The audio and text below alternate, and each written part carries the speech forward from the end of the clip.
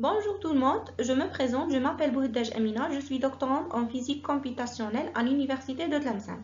Aujourd'hui, je tiens à vous présenter mon exposé qui s'intitule Étude théorique de tissu-fluor d'affinium bidimensionnel comme adsorbant efficace des molécules de SO2. Donc chaque année, plus de 6 millions de personnes décèdent prématurées dans le monde en raison de la pollution atmosphérique. D'où vient cette pollution et quelles sont les principales sources? Elle peut être fixe, que vous pouvez considérer comme industrielle, comme les usines. Elle pourrait être mobile, comme toutes ces voitures coincées dans la circulation, ou cela peut être naturel, rappelez-vous, comme les feux des forêts ou les volcans. Mais peu importe, comment nous affecte-t-elle? Donc c'est à travers notre système cardiovasculaire. Cela peut entraîner des maladies pulmonaires, des maladies cardiaques et des risques accrus de cancer. La plupart de ces polluants sont des COV, dites composés organiques volatiles. Elles s'évaporent dans l'environnement et bien sûr dans l'air.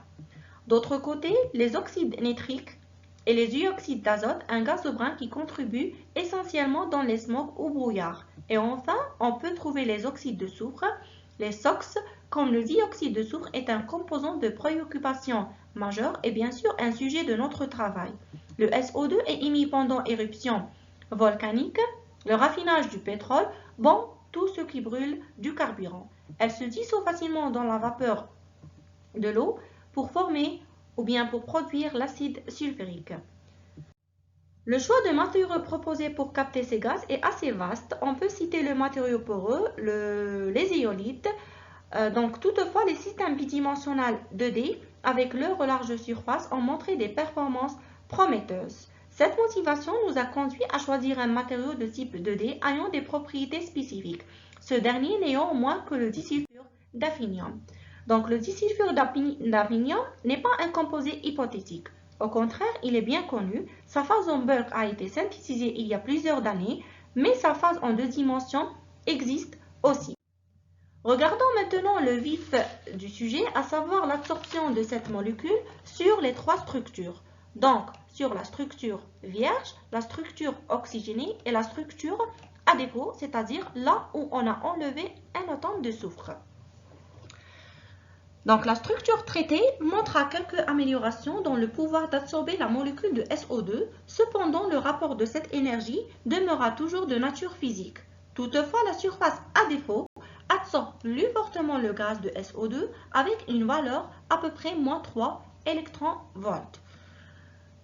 Donc, la compréhension de l'interaction chimique entre SO2 et nos surfaces requiert un petit rappel sur l'outil qu'on a utilisé. Je pense que ce dernier est très peu utilisé, donc nous cherchons ici les interactions responsables de l'absorption. Il existe un indice dit densité de gradient conjugué. Donc l'interaction entre la molécule SO2 et la surface humide, c'est-à-dire échangée, montre la physisorption, car seules les forces en rouge, vert, bleu apparaissent. Donc le mécanisme se définit via des interactions faibles de nature physique. Cependant, la situation est complètement différente pour la surface avec lacune. Lacune bien sûr de soufre. Ici, le site actif métallique HF donne le lieu à une création de liaison chimique réelle.